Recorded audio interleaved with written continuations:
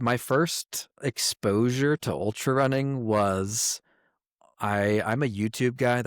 And so I'm scrolling YouTube one day, maybe 2022, and this REI video pops up called "How to Run 100 Miles." Okay, it's 7 years old, but it pops up, and I'm like, "What? People run 100 miles?" And I watched this thing. It's like a 30-40 minute documentary of these two buddies that run 100 miles. Blew my mind. Like, Yeah. people run this far in one stretch? Holy moly! It blew my mind. And I was like, "This is crazy." That's all it was. It was just a thought for a year. It was just like, "Wow, this is cool." Running 100 miles seems impossible, and maybe even kind of crazy. And it is, but we believe in big crazy dreams. That's why we ran 100 miles. It was such a life-changing experience for us, we decided to devote this podcast to preparing and inspiring you to run your first ultra race. Are you ready to feel the highest highs and the lowest lows? Are you ready to do what you once thought was impossible? Are you ready for your trail to 100?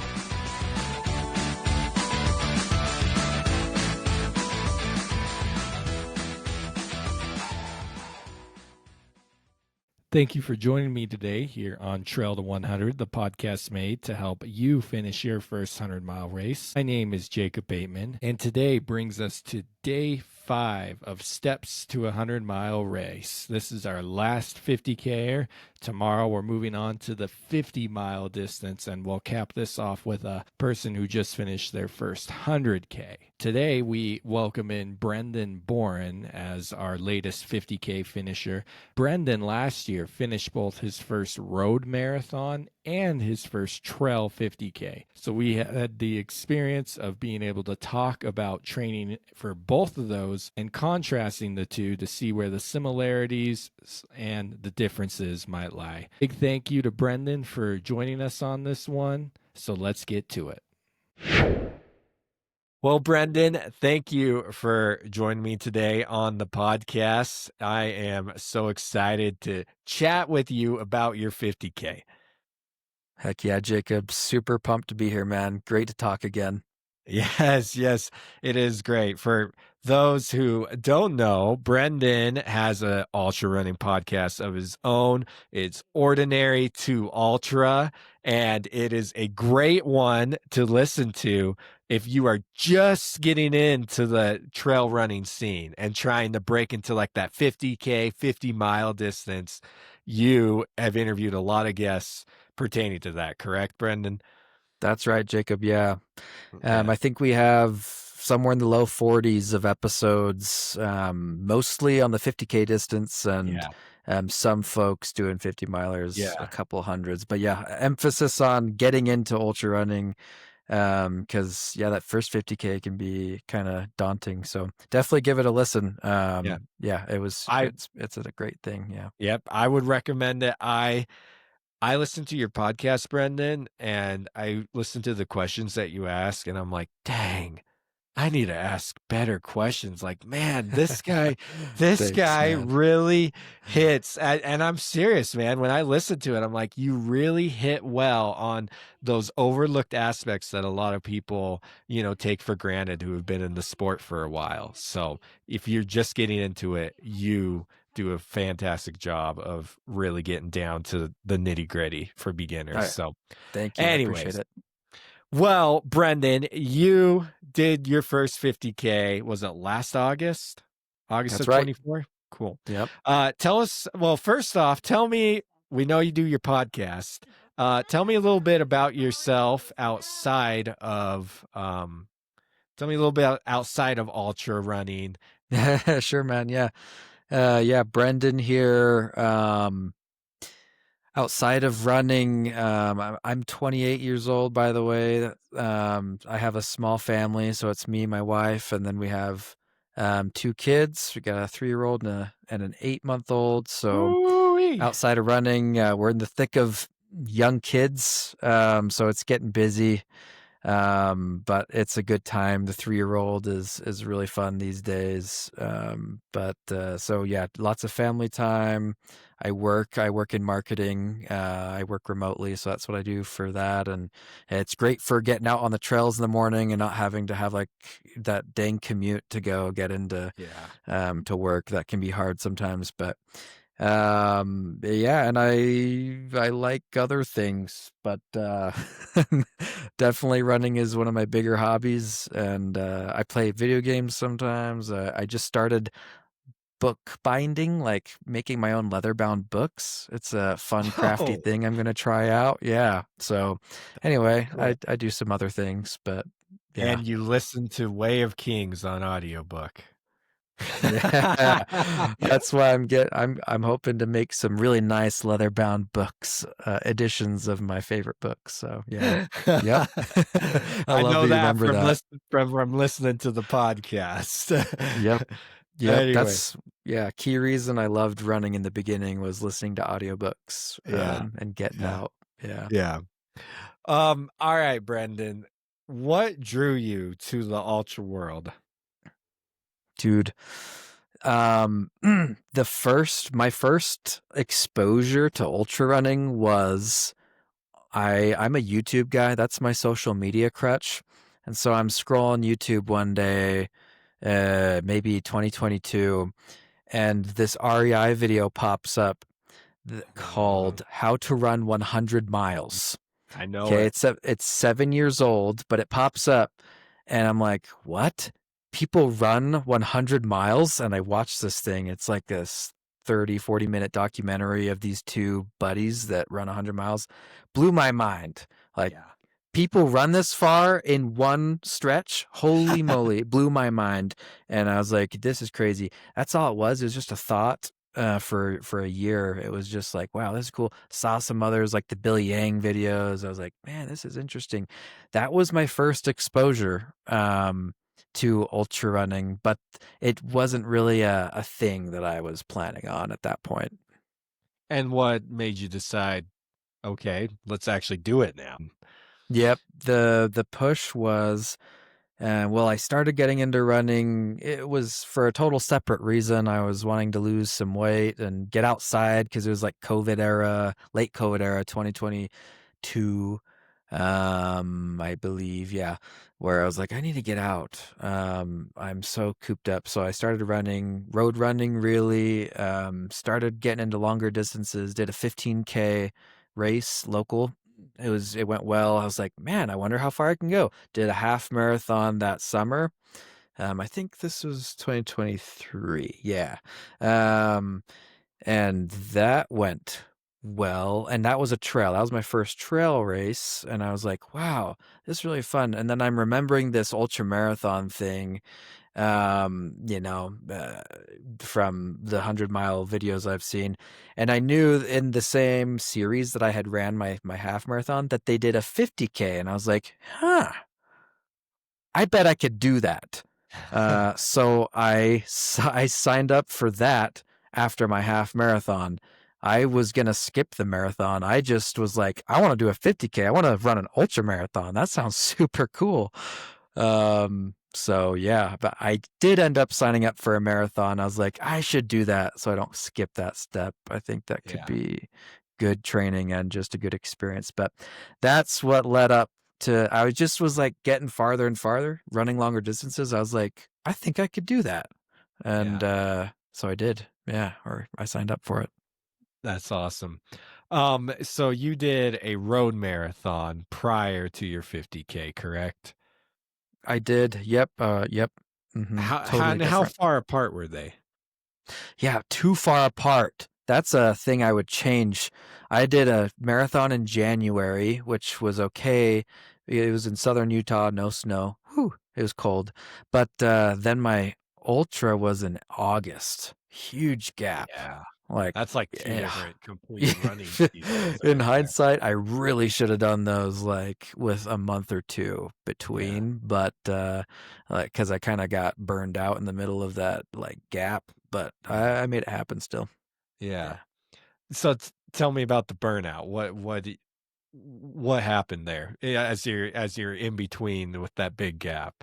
Yeah, I think I felt burned out because I had been running I'd been training for things for like a full year, between the half marathon and then the marathon and then the ultra. I had like a year and a half. I was like in training blocks.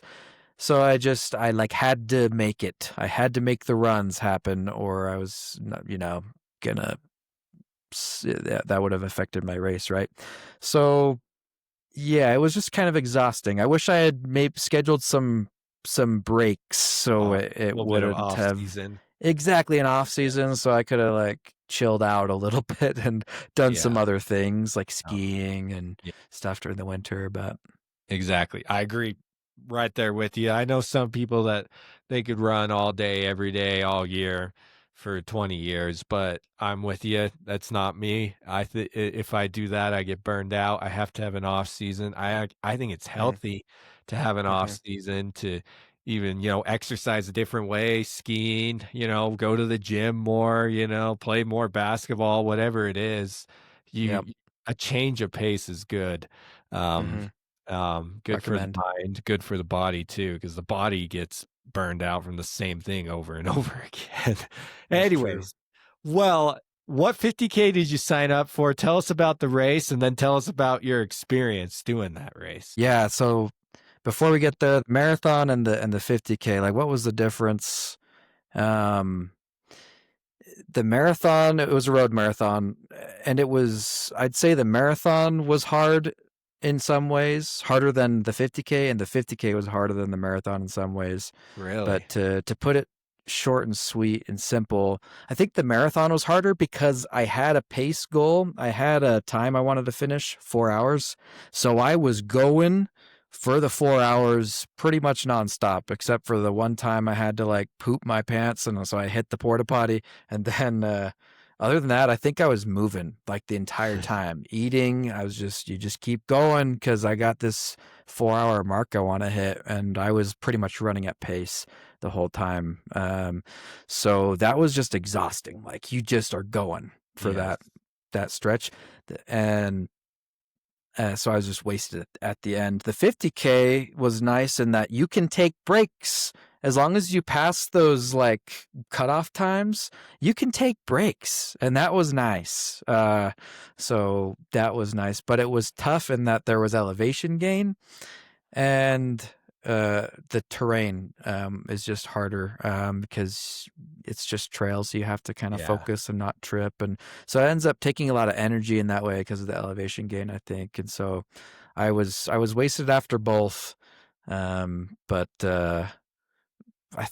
I think mentally I was more wasted after the marathon because I hadn't been able to take breaks. Kind of I interesting. get it. That is interesting, but also very believable. Having ran both, I did a road marathon before I hit the ultra scene as well, and yeah, I Mhm. remember being like those final 4 miles thinking that I was gonna die 'cause Yeah, I they was sucked. but also, Keep the pace. I didn't know you were supposed to eat anything. Oh yeah, dude. I hadn't eaten Yes. anything. Yeah. That's the first time I Forgot drank a about that. Coke was at mile 23, but anyways, I bet that felt good. it felt amazing. Caffeine, sugar. Yeah. Would you say you enjoyed it's kinda sounds like you enjoyed the 50K more, is that correct, or is it just a Um, different experience? I think I enjoyed the experience more. And that's for a few reasons. I think I enjoyed it more because and I think almost everyone mentions this on my podcast too. The trail running people and community is just more chill. It's just like you do you just like whatever. No one's out there to race each other. It's just a race against yourself, and everyone's supportive, and you can chat with people, and it's way more chill.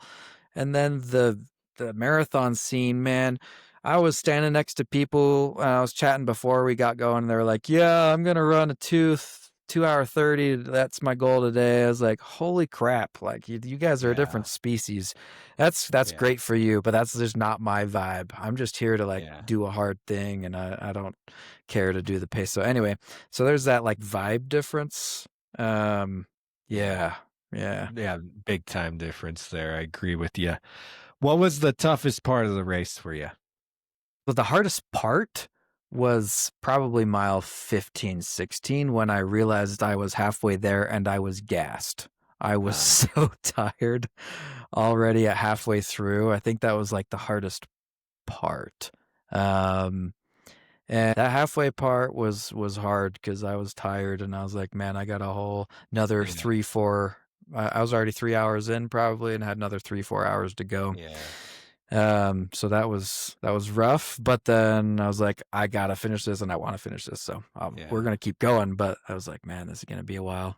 Halfway points in any distance can be very discouraging. 15 miles is better than 50 miles. Trail to 100, folks. All right. Looking back at your training or the race, this can be either one. What's one thing you felt you did right that helped you? Yeah. Something that I did right was I ran the miles that I needed to run, and I got the elevation training that I needed, I think, to be strong during that race. I always got my miles in, got some solid long runs in. I always ran like at peak training. I was running in a week as many miles as my race was. I feel like that's like the low bar to finishing an ultra marathon is run as many miles in a week as the distance you're going to run, if that makes any sense. So if you're going to run 31 miles, 50K, then split that up during the week and run 31 miles. So that usually looked like 6 miles, 4 to 6 miles again, and then a long run that was anywhere from like on the longer times, 14 to 20 miles to get ready for that. But I got those miles in, and then the elevation training. I had some solid mountains nearby to go hit and get some good climbing days in. On my climbing day, I usually did like a regular day, chill day, and then a climb day where I was like straight up a mountain, like tough, and then my long run day, I tried to have some good climbing into, and yeah, I think that all just was what I needed to cross the finish line. Yeah. That's solid. That I think that is solid advice about getting in the miles in a week for what the race distance is. Yeah. I think that's really good for up to about 50 miles, but Yeah, I probably. not 100. Yeah, not 100. Well, some people do. Some people do. Some but people do. This guy Crazies. can't. This guy, no 100-mile weeks for me. That ain't happening. Oh my gosh. Anyway, That'd be so consuming.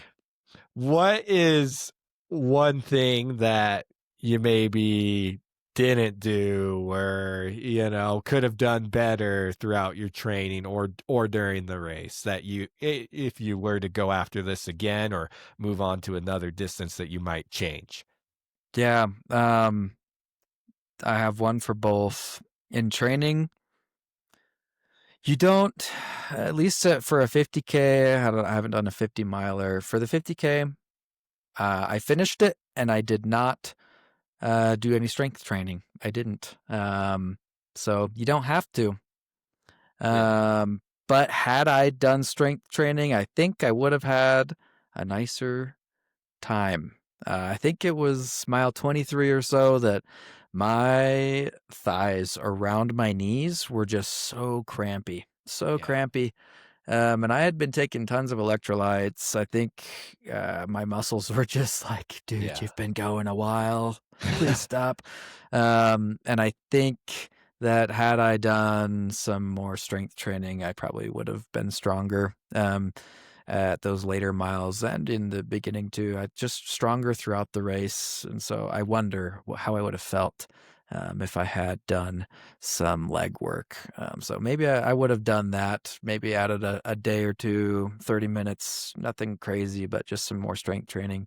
And then in the race, I started out way too fast. I think that's probably common in like newer folks. and maybe the lower distances. But I started out pretty speedy. It was a downhill. I was like, let's go. And then there was this 1,000-foot climb right after. It was like a 2-mile downhill and then a 3-mile up. And it was like a 1,000 feet in the first 5 miles total, which was, and the whole race was 3,000. So I did a third of the climbing in like the first 5 miles of my 31-mile race, and I had gone way too fast. I could feel it in my legs. I was like, I went too Yeah. fast. So I would have I would go back and tell myself to just take it easy and slow down so that I'd have more gas later. Very wise Yeah. advice for any race of any distance. Mm-hmm. Anyway, so looking back at the whole 50K experience, I mean, throw in the marathon with it too, because it sounded like you kind of had them looped together there. How has this experience of running these distances for the first time impacted you? Yeah, this is something that I always mention at the end of my podcast episodes. It's how did you feel when you finished the race? And in both cases, it's like some people feel like wow, like spiritual moment. I don't get those, or I haven't yet. So when I finished the marathon, I was just freaking exhausted and done. And I was like, yeah, that was cool. I'm glad I did that, but I want to sit down and and eat some food. Um, so like in the moment, I would say like that's how I felt. But like then like yeah, like soaking in what's happened over the next few days and since, especially after the 50K, it really hit me like, wow, I can literally do anything. I could do anything, whether that's in running, like I can run any distance. I believe that. I could run 100 miles. I could run 100 miles this year if I wanted to. Just got to put in the training. And that's the key. I could do anything. You just have to put in the reps. Like, I sound Yeah. like David Goggins right now or like some pump up guy, but it's true. Like, literally, if you want to do something, you just have to put in the daily reps, the daily running, the daily whatever. If it's like building your business, like the daily social posts or the daily reaching out to new people to get new clients, like if you do those little steps, you can do anything. Like I gained that confidence from that experience because I was like, this is a big thing. Only less than 1% of less than a fraction of a percent of all people ever run Yeah. a marathon, let alone an ultra marathon. Yeah. So, and the only difference between me and other people is I was willing to get up in the morning and run a long time. Uh, yeah. I, So you just got to show up and put in the reps. You can literally do anything. Anyone listening, you can run an ultra marathon. You could run it this year. That's beautifully said. Um, I feel the same exact way as you as I think about, you know, running 100 miles. People are like, man, you're crazy. Like, people who haven't even ran, You are a crazy. yeah. But here's the thing, Brendon, all I did was put in the reps. That's You it. did. Once It's true. it's like when you cross that 50K, when I crossed the 100-mile finish line, I was like, huh, I guess that's it, huh? I ran 100 miles now. Like I thought I was supposed to be like lifted up into the clouds or something and be this shining knight in armor suddenly. But I'm like, well, I guess I just ran 100 miles, but then I sit down and process it more. And like I said, and then you realize what you just did and you're like, wow, I literally came from barely running to doing that, and all I Mhm. did was just get out there every day and go one direction for a little bit of time, and Mhm.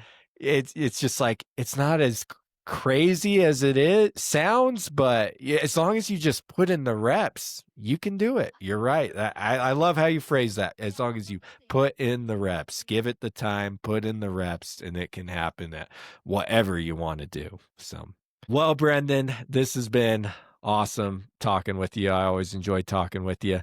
Do you Likewise. think 100 miles is in your path one day? I'm gonna say it is possible, and that's all I can really say. And I say Awesome. that because I'll explain why. I know for sure that a 50 miler is in the cards, because at the end of my 50K, the last 2 miles, I had gas. I was like, or like I had fuel. Like I felt like I could keep going. I was like, wow. Well, I guess I have to do a 50 miler now because apparently I have more in me. Yes. And I know I could put in the training.